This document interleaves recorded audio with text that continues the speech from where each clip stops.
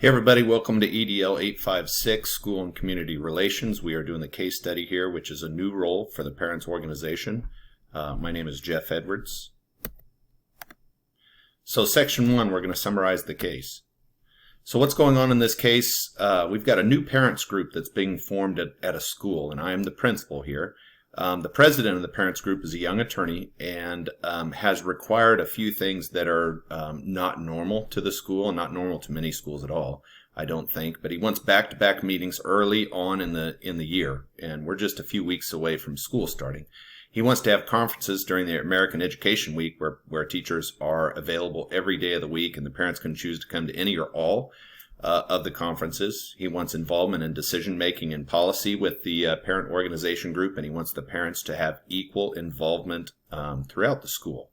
When and where is this taking place? Well, the interesting information is there was an original PTO that disbanded late in the spring of the previous year, and they were part of the national PTO. This new group is not affiliated with any national backing. This is happening at the beginning of a new school year, maybe a few days or weeks before before back to school night happens. And this is happening at my school where I am the principal. So who's involved here?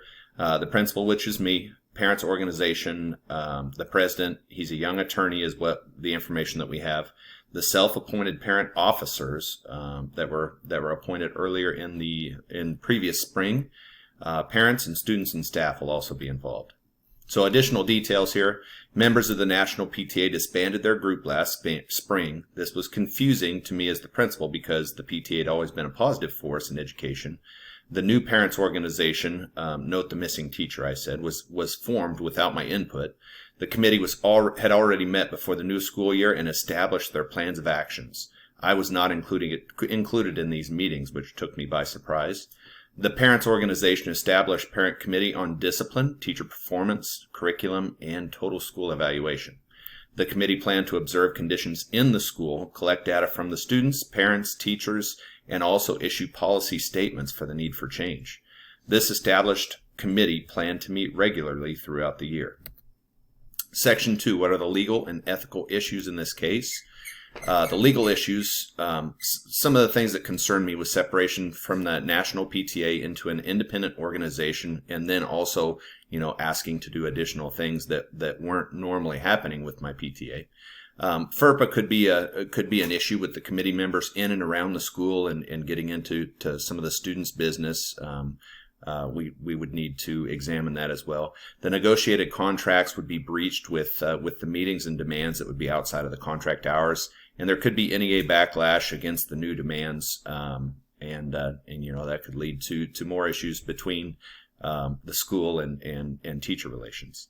Ethical issues, teacher autonomy and privacy is jeopardized. I don't believe that all stakeholders were involved in the establishment of the organization. I know I wasn't involved.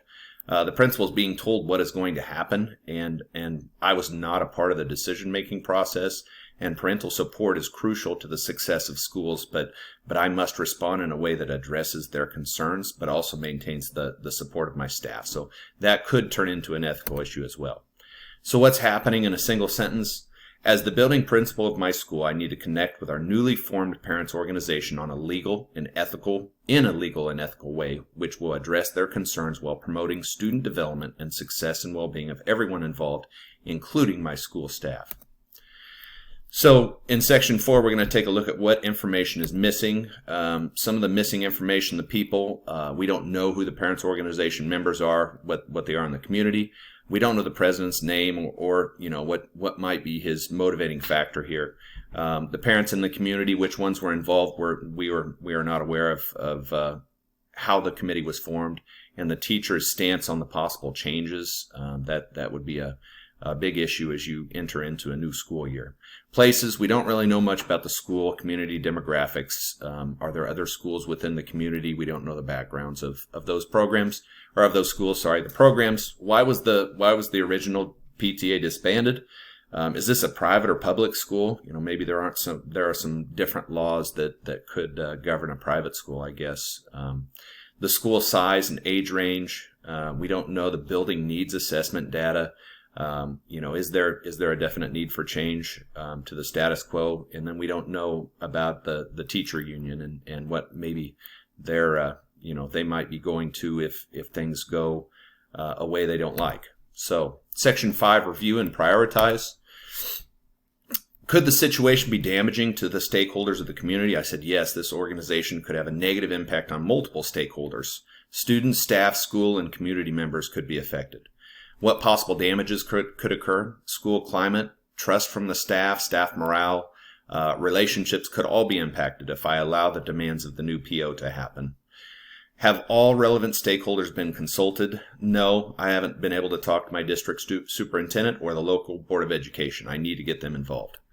Could I learn more about this situation? Yes, I definitely need to collaboratively engage and gather additional information from parents and my staff in an effort to cultivate positive relationships. And do I know enough to make a decision yet? No, I don't know enough yet, but there's enough information to start thinking things through. Additional thoughts right here. Additional information. I need to investigate why the national PTA affiliation was discontinued. I need to investigate how the elected officers were selected.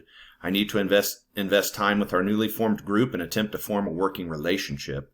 I need to establish myself as the building principal and also share productive ways that this group can be involved in the school decision-making process.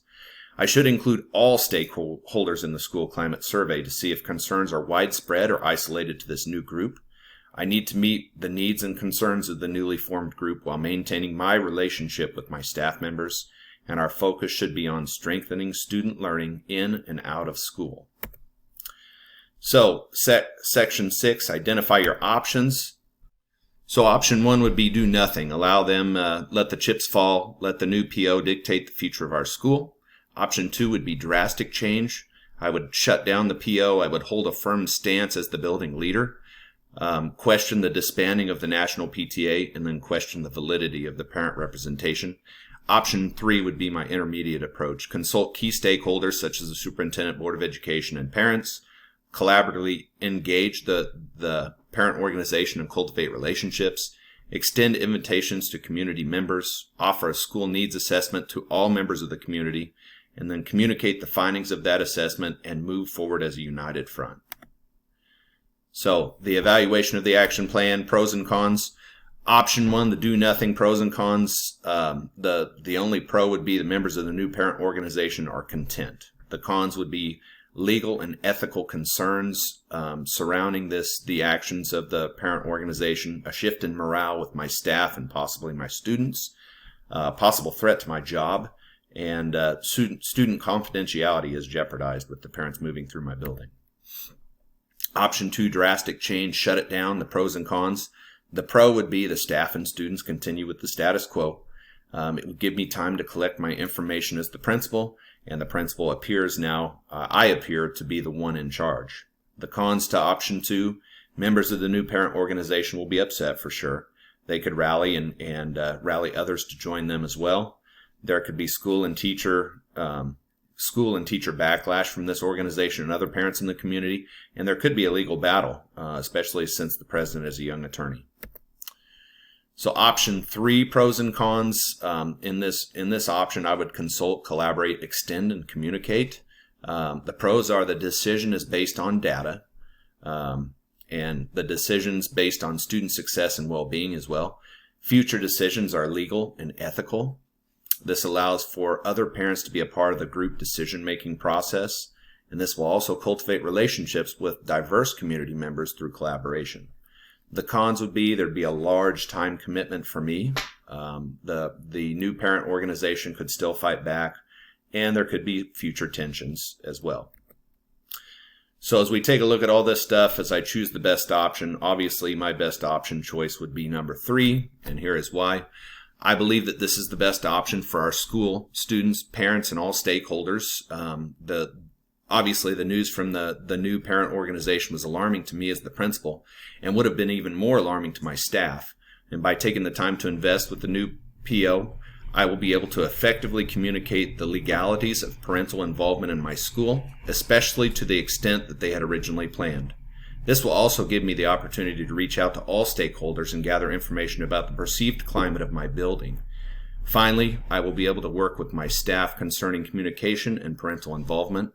I will be able to schedule planned events instead of springing extensive changes on my staff in the first few weeks of school. So consulting, collaborating, extending, and communicating will be key in this developing plan. So section 9 is the implementation of my plan and how I'm going to do that. So some of the key things I'll need to do is collect information. I'm going to need to talk to the Board of Education, the superintendent, and schedule group meetings with the parent organization president. I'm going to have to collaboratively develop guidelines for future parent organizations. Guidelines should promote student development. Guidelines should address legal and ethical concerns. I need to talk with all stakeholders. This includes my staff, students, and even the parents. I need to work collaboratively and be open to suggestions. I need to schedule meetings and invite all that wish to attend. I need to prepare myself to act as well. If the Board of Education and Superintendent agree, a committee should be formed to implement and enforce guidelines. I need to identify key stakeholders for the committee: teachers, student, community members, building district, admin, and even legal counsel. The committee should meet regularly to make data-driven decisions. Once this is happening, I need to propose a change. The proposed change should be based on the research with the committee and supported by all stakeholders. The change should lead to the success and well-being of everyone involved. I need to be able to communicate the changes with my stakeholders. This would be all staff, the parents' organization members, community members, site curriculum committee, etc., and then implement the plan. The plan should align with the goals and mission and vision of our school, and it should promote the success and well-being of everyone involved. So, in conclusion, as we take a look at this, I said this final case study correlates to PLO 5 in that I was able to evaluate the possible scenario, investigate all possible solutions to the issue at hand. I had to consider my decisions, how they might affect my job, my staff, and my relationship with community members and parents. Additionally, I had to consider what would be the best for my students, the school. I was able to investigate the problem, brainstorm possible solutions, create a plan, and implement the plan that would lead to the success and well-being of my students and staff. The relevancy of this assignment is relevant to my current learning and my current position as a principal at Lynn Schools because it opened my eyes to the possible problems that could occur if proper communication fails to exist, and when parent group expectations and guidelines are not followed. As a principal, I must ensure that the opportunities are extended to all stakeholders and all backgrounds are represented. Communication is the key, and establishing and maintaining positive working relationships with community members can help avoid possible disagreements. Finally, this assignment provided me with the opportunity to reflect on my actions when a situation arises with someone that I don't necessarily agree with. My final reflection: this assignment will impact my future as a building leader because I am constantly in communication with our parent organizations. Whether it's our booster club, the PTO, our site council, I must maintain a positive working relationship with each of the organizations. As I get further into my first year, establishing clear expectations and guidelines for our groups will be a valuable tool. With proper communication, I don't feel that I would ever get caught in a situation similar to what I had to experience in this case study. Although many parents and groups provide some suggestions and then insight when I arrived this year, I'm happy to say that our working relationships are going great and our actions lead to the success and well-being of everyone involved. Here's a look at my references, and I thank you very much for listening to my presentation.